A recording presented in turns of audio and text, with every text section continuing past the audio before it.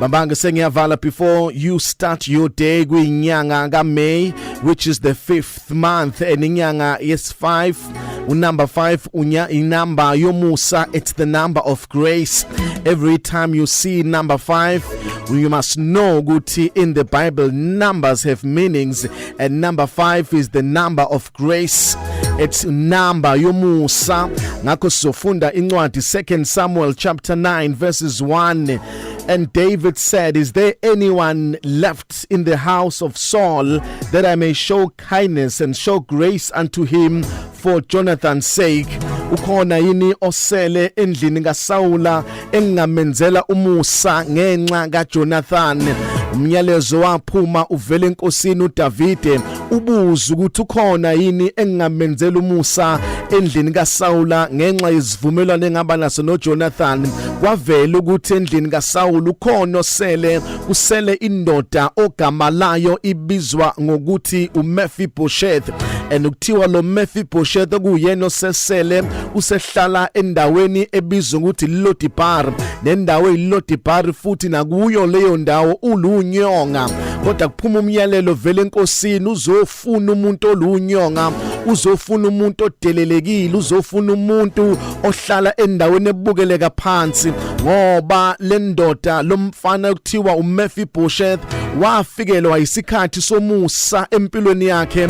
Masifika lesikhathi somusa sizomlanda endaweni akahlala kuye edelelekile ebukeleka phansi, ebonakala ngathi akukho ukuthi lo ngavela kuyo, naye uqobo lwakhe kubonakala ngathi ayikho into akangaba yiyona ngenxa yecondition akakuyona. Ulunyonga ngesikhathi kunempo wayemphethe, wamwisa phansi esemncane, waphuka imilenze yombili, akakwazi nanokuhamba kahle. Ngakho ulunyonga bonakala ngekho into enhle ngavela kuyena. Kodwa ngoba kwase kufika isikhathi sakhe somusa, isikhathi somusa saletha umyalezo phakathi eLodibar endaweni ebukeleka phansi, wazomlanda umyalezo, wazombeka endaweni engcono.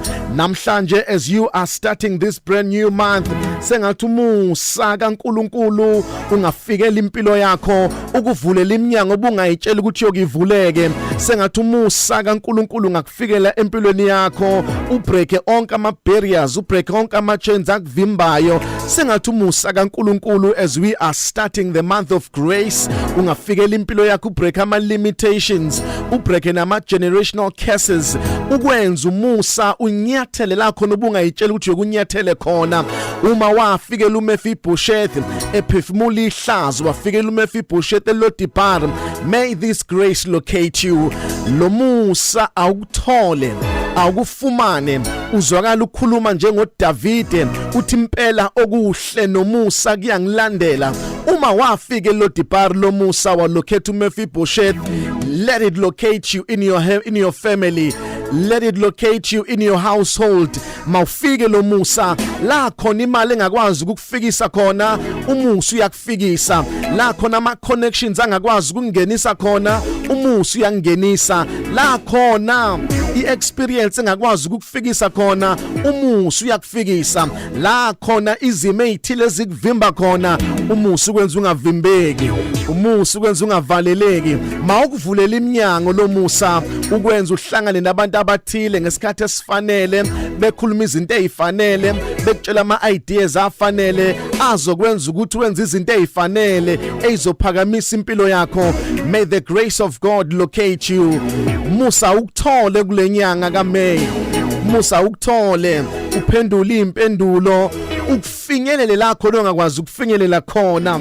May this grace make you arise above limitations. May this grace make you arise above the delays and disappointments. May this grace breaks all the barriers. Umusa kaNkulunkulu awukufumane, awukuthole bese wenza izinto ezinkulu empilweni yakho. I am Phumlani Nkwanyana. You are blessed, you are favored, and you are set apart. Good morning, Mega Grace Nation.